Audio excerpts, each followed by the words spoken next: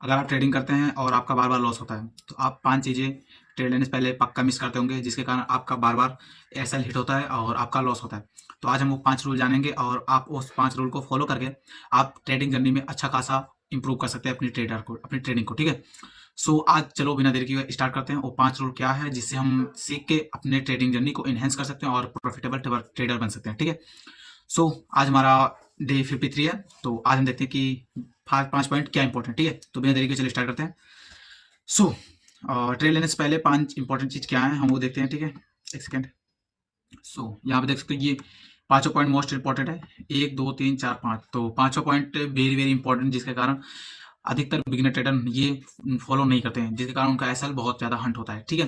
तो सबसे पहले अगर आप ट्रेड लेने जा रहे हो तो आपको पहला चीज नोट डाउन करना है कि ट्रेंड ट्रेंड आइडेंटिफाई करना है कि मार्केट अप ट्रेंड है, डाउन ट्रेंड है या साइडवेज है, ठीक है। जैसे लाइक यहाँ पे देख सकते हो ये वाला है, ठीक है। अब इसी मार्केट को मुझे क्या बोलूंगे, अप ट्रेंड है, डाउन ट्रेंड है, साइडवेज है। पहले ट्रेंड को आइडेंटिफाई करो कि ये मार्केट में ट्रेंड कौन सा चल रहा है। अभी ये मार्केट अप ट्रेंड चल रहा है, ठीक है। ये अप ट्रेंड में है और ये वाला ये जहां यहाँ से लेके यहाँ तक आ रहा है ये डाउन ट्रेंड है, ठीक है। तो मार्केट में सबसे पहला पॉइंट होता है कि मार्केट को आइडेंटिफाई करें कि मार्केट साइडवेज है, अप ट्रेंड है या डाउन ट्रेंड है। पहला पॉइंट ये हो गया जो कि मोस्ट इंपॉर्टेंट होता है, ठीक है। सो और दूसरा पॉइंट है सपोर्ट और रेजिस्टेंस। सपोर्ट और रेजिस्टेंस मार्क करना, ठीक है। एक स्ट्रॉन्ग सपोर्ट और रेजिस्टेंस मार्क कर लोगे आप, उससे प्रॉफिट अच्छा खासा बन सकते हो। लाइक अभी दिखाता हूँ मैं यहाँ पे, अगर मैं इसको सपोर्ट मांगता हूँ लाइक कुछ यहाँ से ऐसे उठा के ये वाला, सॉरी रेजिस्टेंस, ये हो गया मेरा रजिस्टेंस। अगर मैं यहाँ पे सपोर्ट और रजिस्टेंस एक अच्छे से आइडेंटिफाई कर लूंगा, ये मेरा रजिस्टेंस हो गया। देख सकते हो मार्केट यहाँ पे जैसे इसको टैप किया, मतलब इसको टच किया रजिस्टेंस डायरेक्टली फिर नीचे आ गई, ठीक है। ये होता है मेरा रजिस्टेंस। और सपोर्ट ये एज इट इज होता है, जैसे कि यहाँ पे देख सकते हो आप लोग ये वाला सपोर्ट एरिया, ठीक है। एक स्ट्रॉन्ग सपोर्ट है बिकॉज यहाँ पे 2 से 3 बार टैप हुआ, ठीक है। ये देखो एक ये सपोर्ट है, सपोर्ट एरिया, ठीक है। तो मार्केट ने यहाँ पे आया टैप किया ऊपर गया, फिर से यहाँ पे आया मार्केट ने टैप किया देन ऊपर गया, ठीक है। यही होता है कि दूसरा पॉइंट होता है कि सपोर्ट और रेजिस्टेंस को अच्छे से आइडेंटिफाई करो, जिससे कि आप मार्केट में अच्छा खासा प्रॉफिट बन सकते हो, प्रॉफिटेबल बन सकते हो, ठीक है। सो अब हम चलते हैं पॉइंट तीसरे नंबर पे जो भी बहुत इंपॉर्टेंट है। सो तीसरा पॉइंट हमारा वॉल्यूम चेक करना, ठीक है। लाइक के सपोर्ट और रेजिस्टेंस कभी आइडेंटिफाई नहीं कर सकते और वॉल्यूम चेक करना इसलिए इंपॉर्टेंट तो होता है कि मार्केट अभी जा मान लो यहाँ पे, मान लो ये वाला यहाँ से लेके यहाँ तक अप ट्रेंड में था, ठीक है। यहाँ से लेके यहाँ से मार्केट में अप ट्रेंड था। अब कैसे आइडेंटिफाई करें कि ये अभी अप ट्रेंड में ही जाएगा, तो हमें यहाँ पे नीचे वॉल्यूम देखना है। यहाँ पे वॉल्यूम का इंडिकेटर जाना और यहाँ पे सर्च करना वॉल्यूम, ठीक है। वॉल्यूम सर्च कर लोगे और यहाँ पे ऐसे लगा दोगे, ठीक है। तो वॉल्यूम यहाँ पे लग गया।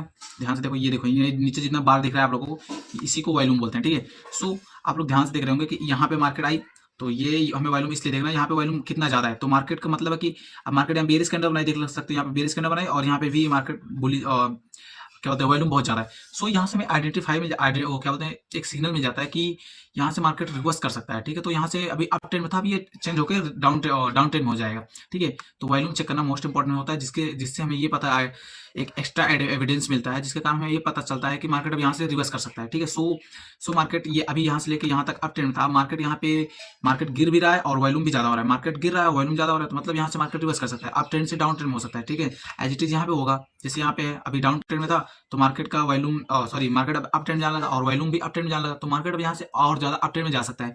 तो हमें वॉल्यूम देखना इससे जरूरी होता है, हम उससे आइडेंटिफाई कर लेंगे कि मार्केट का ट्रेंड कहाँ से चेंज होने वाला है, कि अप ट्रेंड में है तो डाउन ट्रेंड में, डाउन ट्रेंड में है तो अप ट्रेंड में, ठीक है।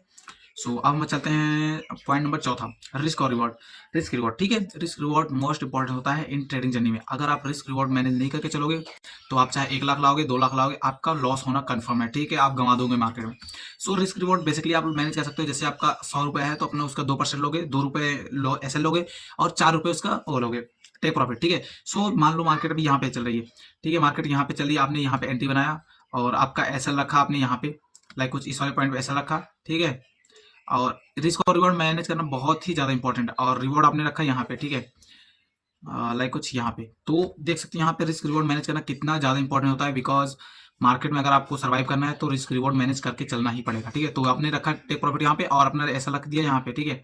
अगर आप मार्केट में 100 रुपए देने के लिए तैयार हो, जिसे यहाँ पे मैं रख देता हूँ एसएल, तो यहाँ पे अगर आप 100 रुपए मार्केट के दे रहे हो तो आप चाहोगे कि मार्केट से उसका डबल आए, तो यहाँ पे 200 रुपए का टारगेट रखोगे, ठीक है।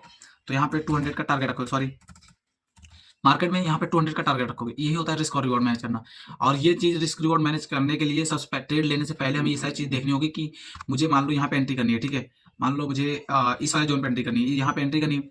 तो यहाँ पे एंट्री करने से पहले मुझे डिसाइड करना होगा कि अपना मैं एसएल यहाँ पे रखूंगा, अपना टेक प्रॉफिट यहाँ पे रखूंगा, ठीक है। तो ये होता है रिस्क और रिवॉर्ड मैनेज करना, ठीक। तो ये होता है, ठीक है। सो ये वाला ट्रेड लेंगे और इतना अपन अच्छा खासा प्रॉफिट लेके निकल जाएंगे। ये ट्रेड लेने से पहले हमें डिसाइड करना होता है कि हम मार्केट में कहाँ पे जाएंगे, कहाँ पे एंट्री लेंगे, कहाँ से एग्जिट करेंगे, कहाँ पे सारी चीजें करेंगे, ठीक है। तो चौथा पॉइंट हमारा है स्टॉप लॉस। मार्केट में अगर आप स्टॉप लॉस नहीं लगा रहे तो सबसे बड़ी गलती कर रहे हो, ठीक है। आप एंट्री लेने से पहले डिसाइड कर लो कि हमें स्टॉप लॉस कहाँ लगाना है, ठीक है। जैसे अभी अभी मैंने आप लोगों को बताया यहाँ पे कि मार्केट में मैं यहाँ पे एंट्री लूंगा, उससे पहले मैं डिसाइड करना, एंट्री लेने से पहले हमें डिसाइड करना है कि हमें एसएल इस वाले लो के नीचे रखना है या इस वाले लो के नीचे रखना है, ठीक है। स्टॉप लॉस मोस्ट इंपॉर्टेंट होता है आपको मार्केट में सर्वाइव करने के लिए। इसलिए आप सबसे पहले मार्केट में एंट्री लेने से पहले आप उसमें सर्च कर देखोगे, सोचोगे, समझोगे कि हमें एसएल कहाँ पे रखना है, स्टॉप लॉस कहाँ पे रखना है, और टेक प्रॉफिट तो बाद में लगा सकते हो, लेकिन स्टॉप लॉस सबसे पहले लगाना है और एंट्री से पहले। तो आई होप ये 5 पॉइंट आप लोगों ने ध्यान से फॉलो किया देखा होगा। और अगर आपने ये पाँचों पॉइंट अच्छे से ध्यान से अपने ट्रेडिंग जर्नी में फॉलो किया और इसे अपने जर्नी में इंक्लूड किया तो आप अच्छा खासा ट्रेडर बन सकते हो। सो ये 5 पॉइंट बहुत ही इंपॉर्टेंट होता है एक अच्छा खासा ट्रेडर बनने के लिए। अगर आप ये पाँचों पॉइंट मिस करते हो तो आप एक बिगिनर ट्रेडर ही कहलाओगे, ठीक है। तो आप आई होप ये पाँचों पॉइंट को फॉलो करोगे। तो अब मिलते हैं किसी और वीडियो में, तब तक के लिए बाय बाय।